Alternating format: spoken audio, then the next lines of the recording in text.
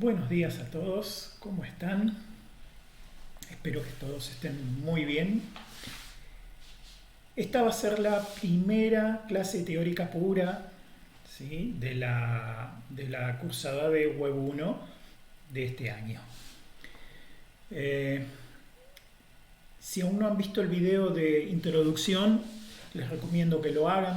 Ahí les conté un poquito cómo funciona todo, cómo funciona la cátedra, cuáles son los recursos que van a tener y cómo usarlos.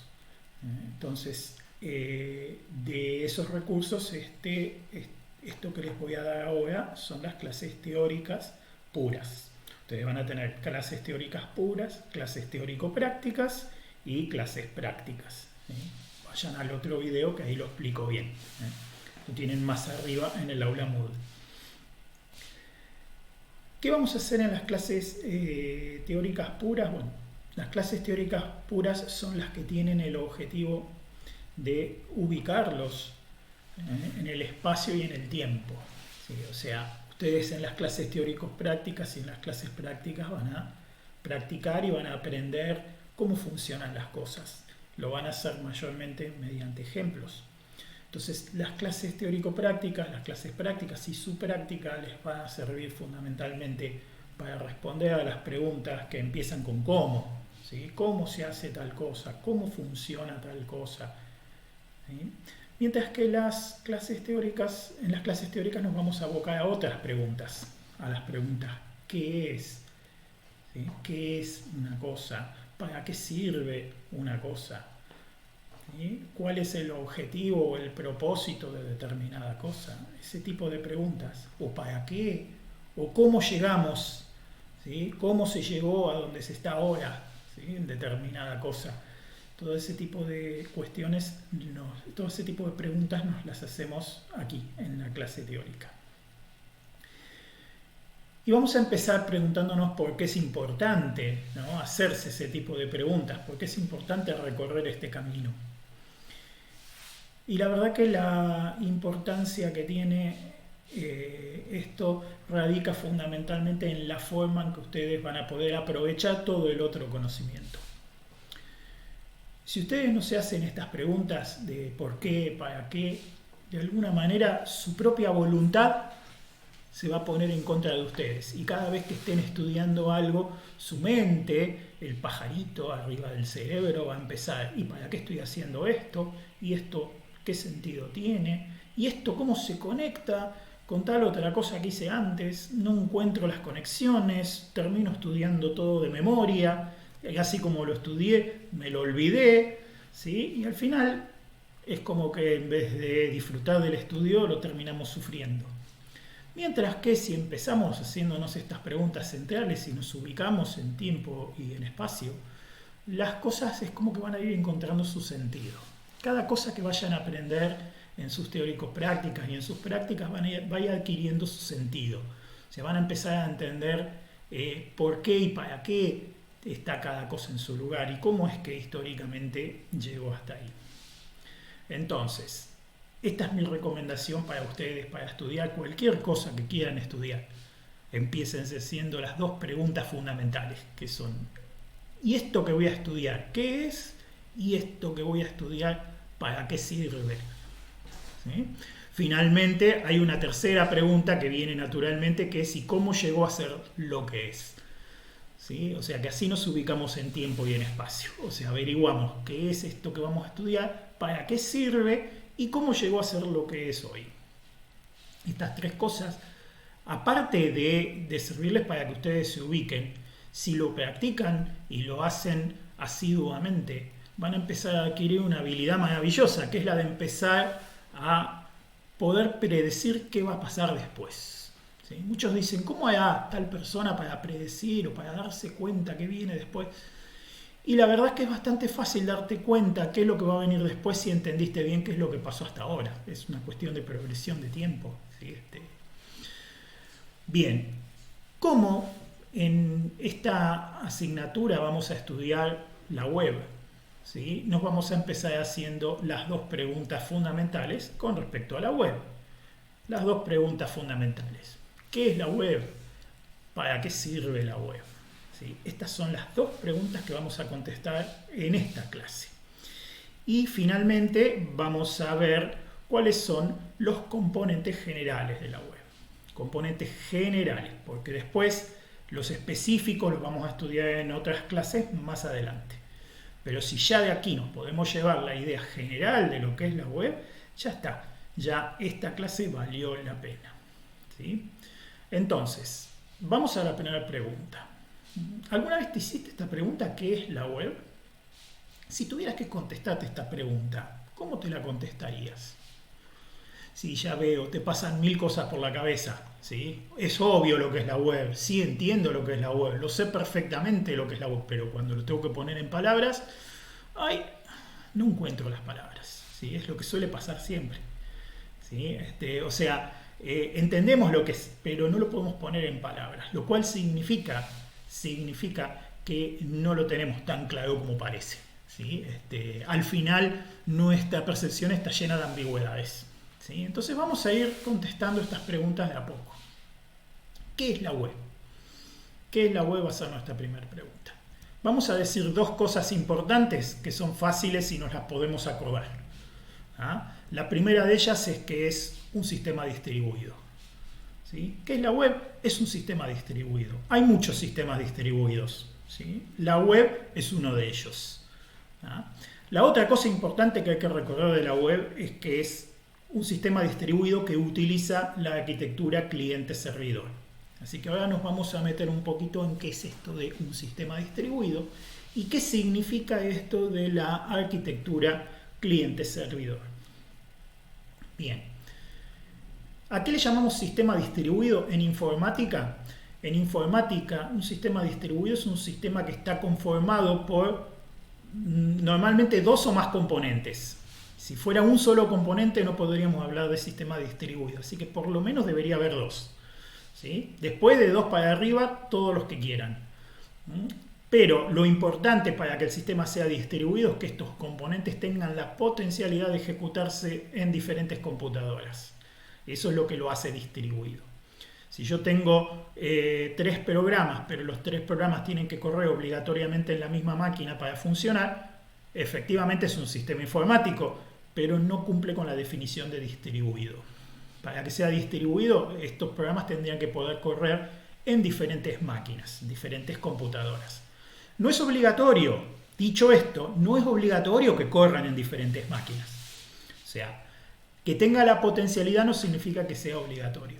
Yo podría correr dos o más componentes en la misma máquina, pero si quisiera correrlos en diferentes máquinas tendrían que poder funcionar.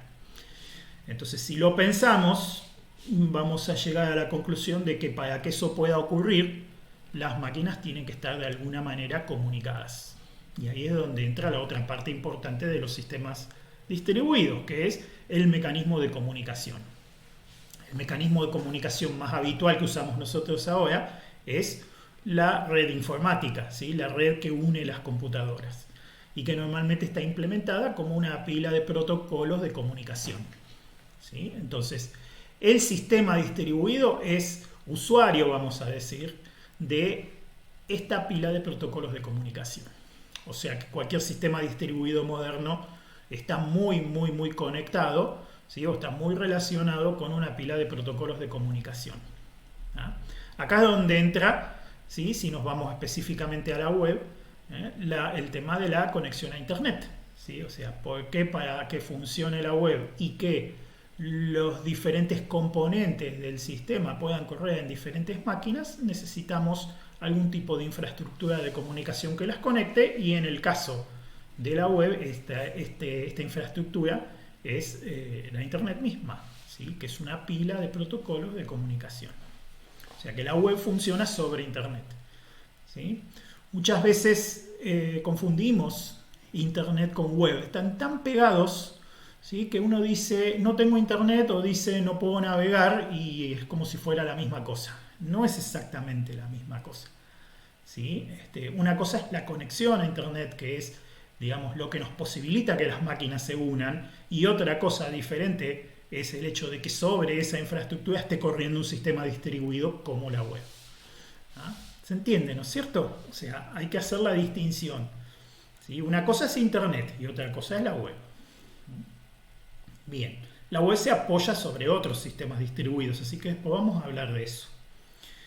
La segunda característica importante es que la web es un sistema que utiliza la arquitectura cliente-servidor.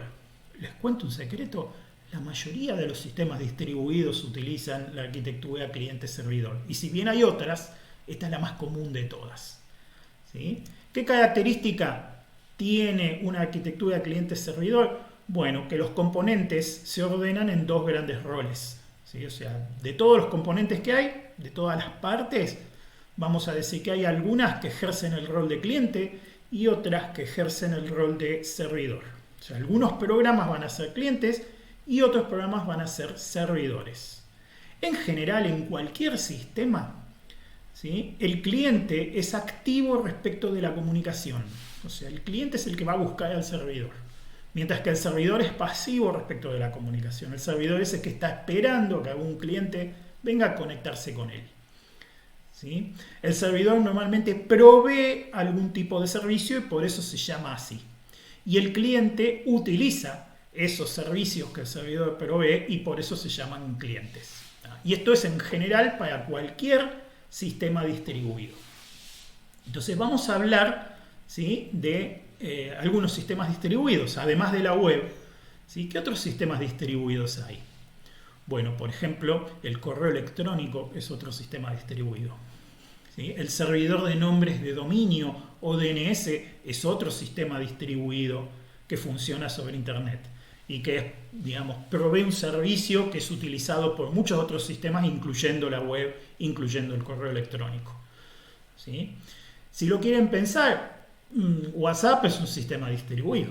¿Sí? Ustedes en sus teléfonos tienen el cliente de WhatsApp y en algún lado está el servidor de WhatsApp, por ejemplo.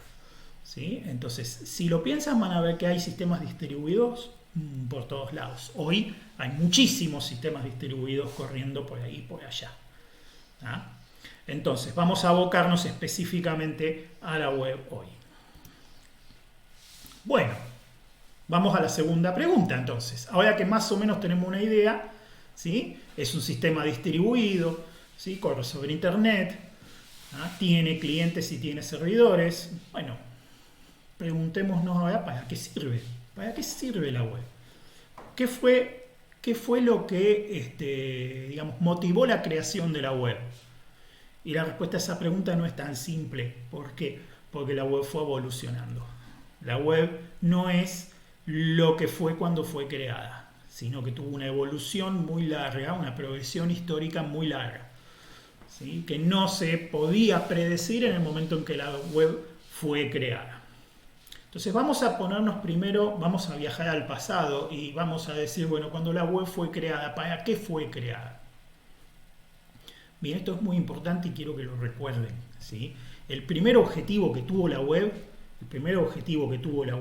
era publicar información de manera distribuida, ¿sí?, y de manera que se pueda vincular con facilidad. O sea, los creadores de la web pensaron en un sistema donde uno pudiera poner un documento. Empecemos pensando en texto nomás, después fue evolucionando, pero empecemos en texto nomás. Si yo quisiera poner disponible para que todo el mundo pueda verlo, un pedazo de texto, un documento, una historia, un cuento, un libro, no sé. Después podemos pensar en fotos, en audio, videos, pero eso vino después. ¿Sí? Quiero poner algo disponible, ¿sí? Quiero poner algo para que todo el mundo lo pueda ver. ¿Sí? Bueno, la web fue creada para eso, para que yo pueda decir, bueno, yo quiero poner esto y que todos lo vean. ¿Sí? Pero de forma distribuida, por eso es un sistema distribuido. ¿Qué quiere decir eso? Normalmente uno, para publicar algo, si uno lo piensa clásicamente, uno tenía que ir a alguna editorial o a algún lado, tenía que ir con alguien que se encargara de centralizar esa información para después hacerla pública. Y la idea de la web era evitar ese paso. Es decir, no, ¿por qué? Si yo tengo una información para publicar, la publico directamente y que cualquiera que quiera llegar hasta ella pueda. Entonces, ahí es donde aparece el servidor web. ¿Sí? El servidor web, ¿qué va a hacer? El servidor web va a guardar esos documentos, ¿sí? O va a tener esos documentos disponibles y los va a servir, o sea, los va a publicar para que cualquier cliente se conecte con él. ¿Qué ventaja tenía esto? Bueno, igual que los dominios de Internet, ¿sí? Son, digamos, algo que es naturalmente federal, está distribuido, ¿sí? O sea, yo puedo tener un dominio y en ese dominio puedo poner un servidor web. Y por el solo hecho de poner ese servidor web yo ya puedo dejar algo disponible para que todo el mundo lo vea, ¿sí? Por eso es muy importante entender que así nació, como esta cosa de, bueno, yo puedo publicar. Lo segundo importante, que después cuando veamos los componentes específicos vamos a estudiar, una de las cosas que nació con la web, era este tema de poder vincular con facilidad mi documento con cualquier otro documento que esté publicado en cualquier lugar de la web, ¿sí? Este concepto fue lo que le dio origen a este concepto que ustedes ya están empezando a estudiar, que se llama hipertexto, ¿sí? ¿Qué es el hipertexto? El hipertexto se llama así porque además del texto, dentro del texto uno puede incluir puntos o conexiones, ¿sí? Hacia otros textos, hacia otros documentos, hacia otras cosas que podrían estar en el mismo servidor o podrían estar en otro servidor, ¿sí? Porque el servidor publica y el cliente recibe, ¿sí? Pero si en el mismo documento que el servidor me envió hay un vínculo a otro documento, ¿sí? Que apunta a otro servidor, yo rápida y muy fácilmente le puedo pedir al cliente que me traiga ese otro documento de ese otro servidor, ¿sí? Y esto es lo que le dio origen al nombre del sistema. ¿Qué quiere decir web? Web en inglés es como red, ¿sí? La traducción es red, pero no red informática, sino red como red de pesca, ¿sí? O como telaraña, ¿sí? Es el concepto de un montón de cosas conectadas por hilitos, ¿sí? Entonces vamos a decir que las cosas que se conectan son estos documentos y los hilitos son los vínculos o hipervínculos que ya van a empezar a estudiar ustedes, ¿sí? Entonces esta idea o esta cosa que uno puede imaginarse, ¿no? De documentos todos conectados por vínculos, da esta sensación de web, de red, ¿sí? Pero de red como red de pesca. ¿También? Y de ahí viene el nombre, por eso se llama así. El nombre completo en realidad es World Wide Web, ¿sí? O red de alcance mundial o red de cobertura mundial sería, ¿sí? De ahí vienen ese famoso www que está por todos lados, ¿sí? ¿De dónde viene? Eso es World Wide Web, ¿sí? O red de cobertura mundial, sería una cosa así. Entonces, si vamos a la historia, bueno, eso es la web. Así nació la web, ¿sí?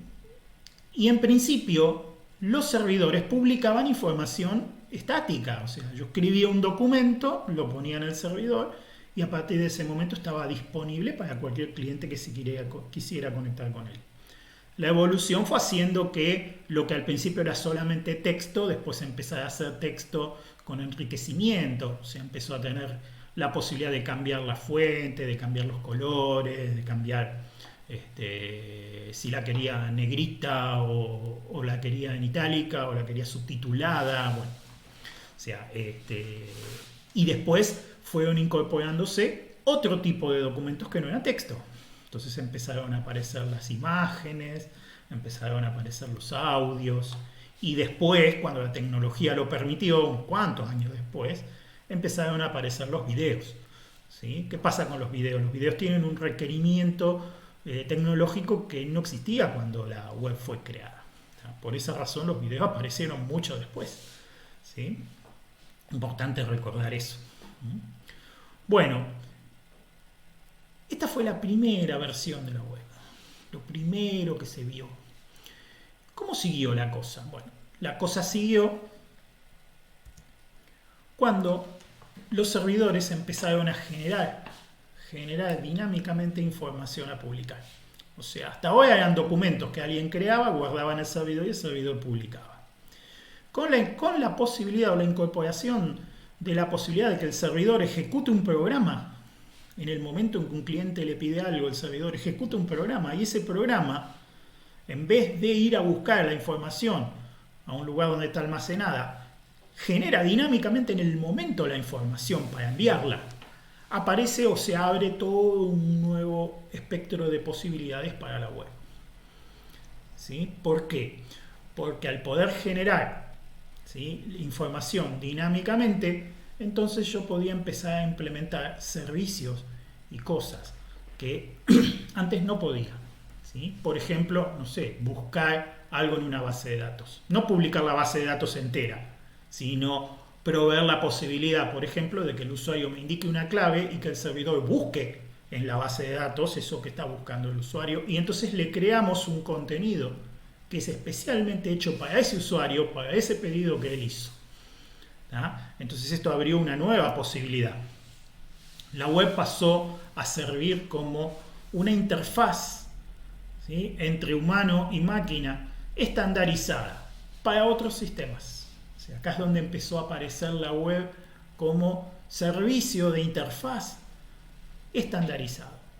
¿Qué pasa con las interfaces? Bueno, ¿qué pasa con los sistemas distribuidos en general? Uno de los problemas más grandes de los sistemas distribuidos es los clientes. Yo, para poder acceder a un sistema distribuido, me tengo que instalar el cliente, ¿sí? E instalar un cliente en una máquina puede tener un costo que va desde cuestiones de seguridad, cuestiones de conocimiento para poder instalar y configurar ese cliente correctamente. Y resulta que como el cliente de la web es el navegador, que ahora lo vamos a ver más profundamente, típicamente un cliente de web es un navegador, y el navegador ya viene instalado en todas las máquinas, nos ahorramos un trabajo enorme si utilizamos, ¿sí?, el navegador web como cliente de nuestro sistema. Con lo cual, teniendo la posibilidad de generar contenido en el servidor y teniendo los clientes de web ya instalados en todas las máquinas, nos ahorramos un paso tremendo, ¿sí?, en el proceso de despliegue de un sistema.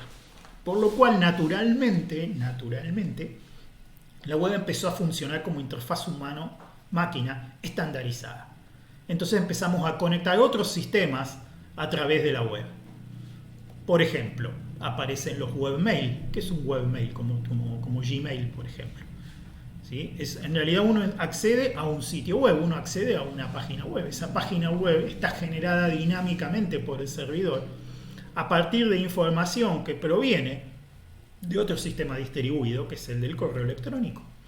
¿Sí? Entonces la web pasó a ser una interfaz para acceder al sistema de correo electrónico. Y eso se propagó muchísimo por todos lados. Empezaron a aparecer sistemas interactivos que son servicios de otros, que ofrecen servicios de otros sistemas.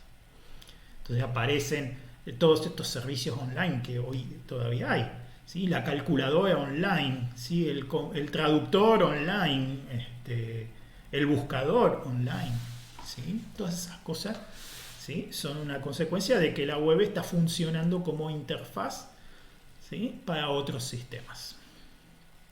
A medida que va evolucionando, en algún momento ya también empieza a resultar interesante que no solamente un usuario humano pueda extraer información, sino que un sistema automatizado pudiera extraer información de un sitio, ¿sí?, para hacer algún trabajo.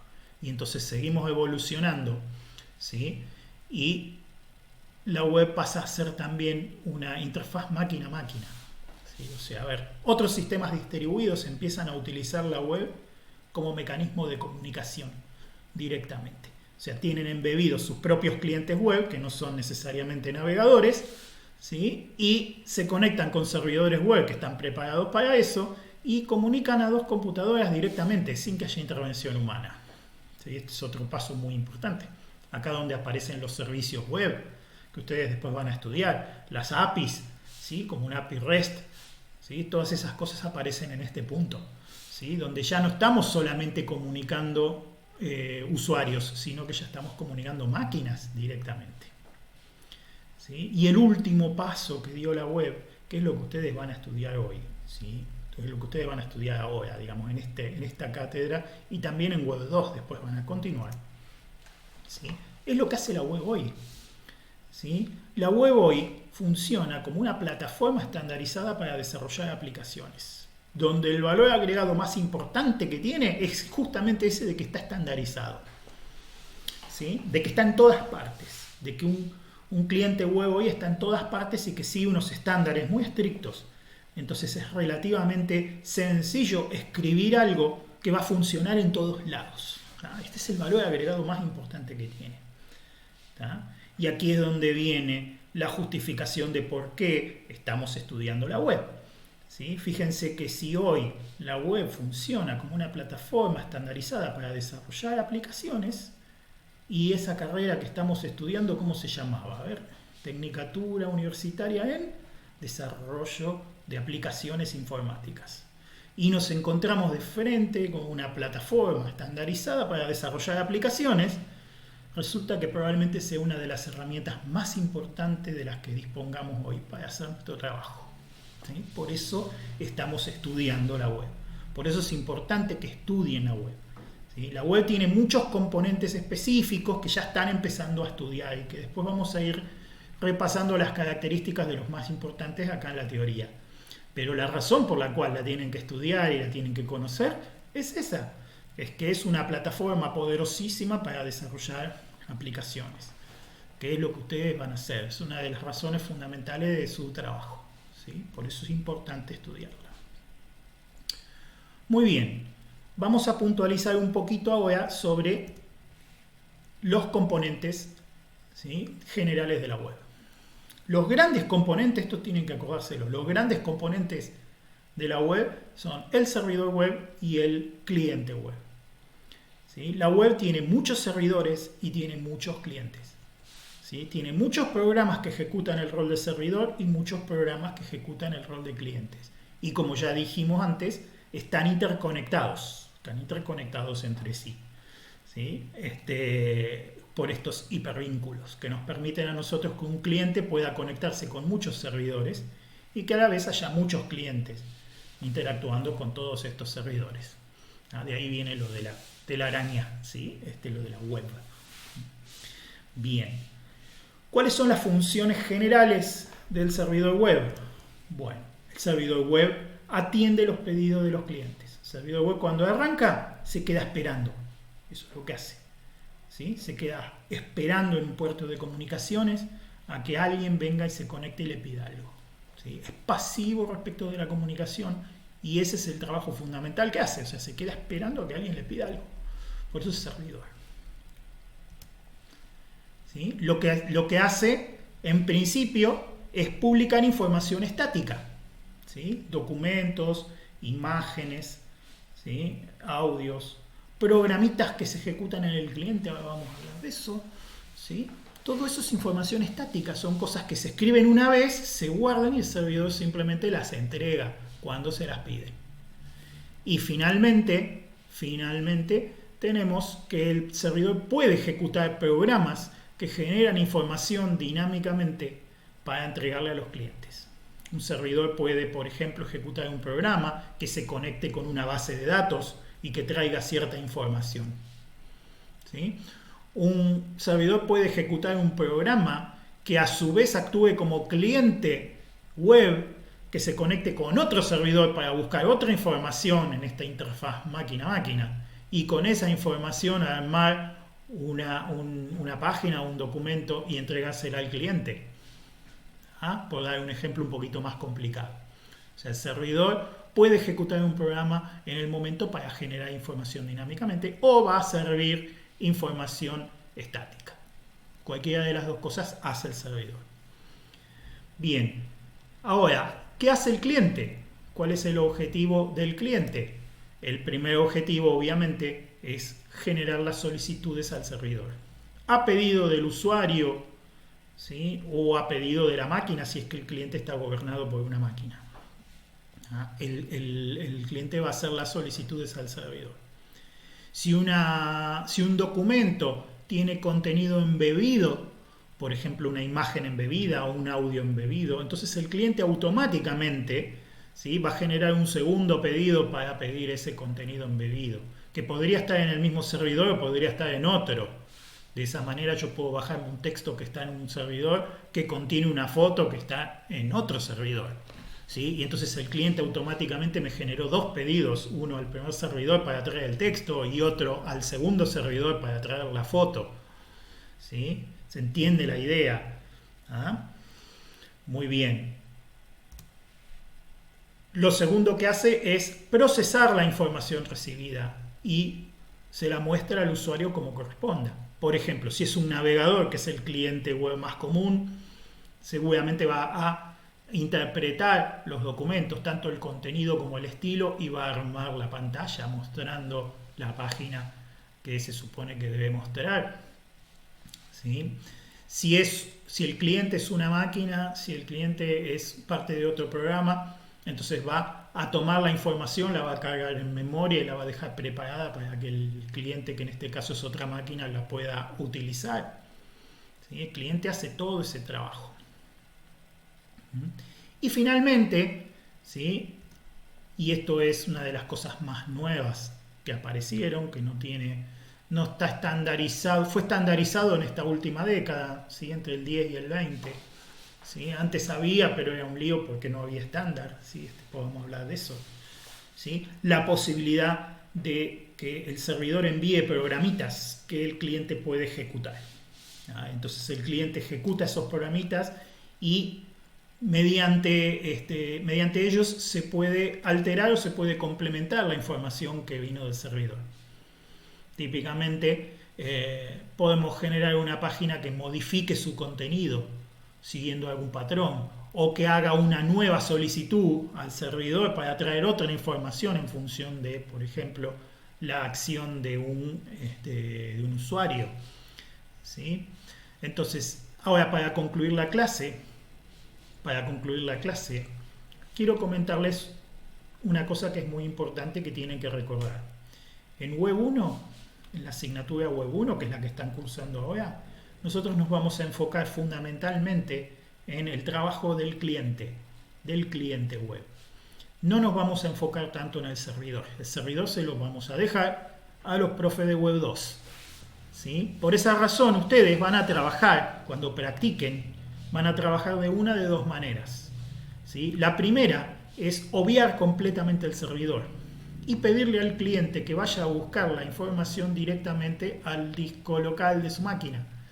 ¿Sí? ¿Puede hacer eso un cliente web? Sí, por supuesto que puede. Después vamos a ver cómo. ¿Sí? O sea, podemos obviar el tema de ir a buscar algo en un servidor remoto si ya lo tenemos guardado en nuestra propia máquina. Pero sumado a eso podemos incluso obviar la charla con el servidor y directamente cargar el contenido desde el disco local. O sea, el cliente puede hacer eso y eso es lo primero que ustedes van a hacer.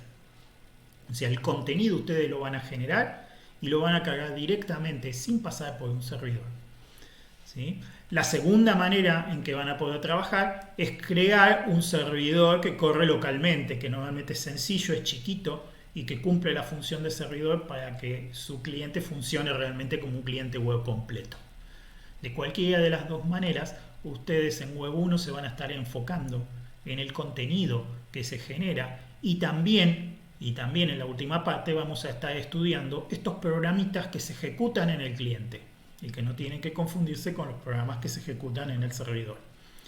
¿Sí? Entonces, en Web 1 vamos a estudiar fundamentalmente el comportamiento del cliente. Y el servidor para nosotros por ahora va a ser una cosa con la que no nos vamos a meter. ¿Sí? Y eso es así porque de esa manera es más fácil de ordenar las cosas para que las puedan entender.